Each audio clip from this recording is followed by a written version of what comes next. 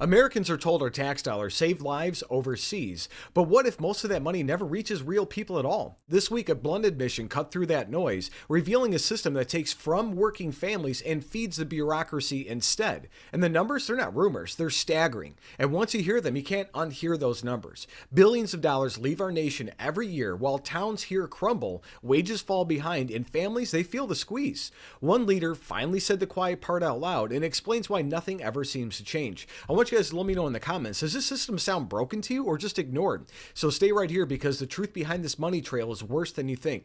My name is Tom, I'm with the Daily Beltway, and I'm also a White House correspondent for the Next News Network. And we're breaking down a moment that finally put numbers to what Americans have suspected for years. Vice President JD Vance exposed how American humanitarian aid system actually works and why so little ever reaches the real people. But before we continue, guys, we're a growing channel, and every like, every comment, and every subscription helps us grow and keep reporting honestly. Now, I want you guys to check this out. One of the crazy things we all figured out like first week or so we're in the White House, okay, is there was a payment that should be stopped because the president signed an executive order to stop a payment.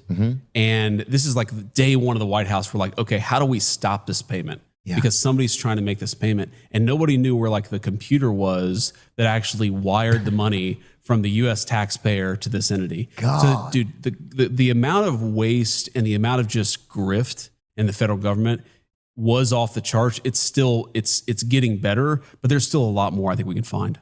Who was getting it? I don't know. I don't know one person that was getting something extra. I don't think. Well, or unless everybody was slurping. Yeah, I mean, a lot of people were slurping. Man, you look at what. So, for example, there are all these humanitarian programs that we have where we send money for people, for medicine, for food. Oh yeah. Okay, but like I think like what I thought before I got in the government, what most Americans think is okay. So we send $100,000 to this group to buy food for like poor kids in Africa. Okay. And what actually happens is it's not $100,000 that go to the food for the poor kids in Africa. Right. That the NGO, the non-government organization that gets that money, contracts it out to somebody else. Right. So and then they middleman. subcontract it out to somebody. There's like 3 or 4 middlemen. Oh. And what, Marco Rubio, who's the Secretary of State, he's a very good friend. What he told me is that his best estimate after he had his team look at it is that 88 cents of every dollar was actually being collected by middlemen. No way. So every dollar we were spending humanitarian assistance, 12 cents was actually making it to people who needed That's it. wild. That's crazy. So there's a lot of waste, man, a lot of crazy stuff. So Elon was putting in a lot. Was Elon doing it for free all that time? He was doing it for free. Yeah. He was doing it for free. He was doing it for free. I mean, he doesn't need money, right? That's the one thing Elon does not. Right. Does not. It's insane that that's even a thing. But Vance explained that when the United States sends humanitarian aid overseas, only about 12 cents of every dollar reaches the people it's supposed to help. And the rest is absorbed by layers of bureaucracy, just like most states' funding on anything. Internal organizations, consultants, administrative overhead. And that statement matters because it confirms that this is not just waste, it's structural failure. And money leaves our nation, travels through endless intermediaries, and arrives diluted or delayed. And Vance made clear that the system rewards paperwork and compliance and not the outcomes. I want you guys to let me know in the comments, type fix it now if you think Washington should keep sending money, as is, comment same game.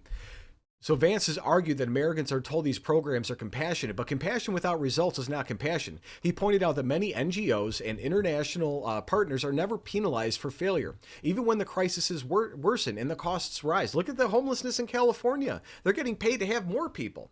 And this is where it ties back to your life. Every dollar wasted overseas is a dollar not spent on border security, infrastructure, disaster response, or veterans care. And Vance has called for audits and performance-based funding and cutting off money when benchmarks are missed. I mean, that's pretty simple stuff. And the reason why Americans feel squeezed, Washington feels comfortable, is because systems like this are designed to sustain themselves, not solve the problems. If you guys got value from this update, please tap subscribe and share this report with somebody who pays taxes. My opinion is next. So what JD Vance did here matters because honesty is rare in this town, and when leaders admit failure, reform becomes possible. This is not about abandoning the world, it's about respecting Americans first. A republic cannot survive when working families are told to sacrifice while unaccountable systems burn their money. Compassion without accountability is not compassion, it's negligence. Vance is right to demand proof before payment, just like we would want that for anybody doing work at our own houses. And we want results before rhetoric, and if aid cannot reach the people, it should never leave our shores. And fixing the system restores trust, saves resources, and proves that government can serve citizens again. So as always, stay informed, stay vocal, and never stop asking where your money really goes. God bless.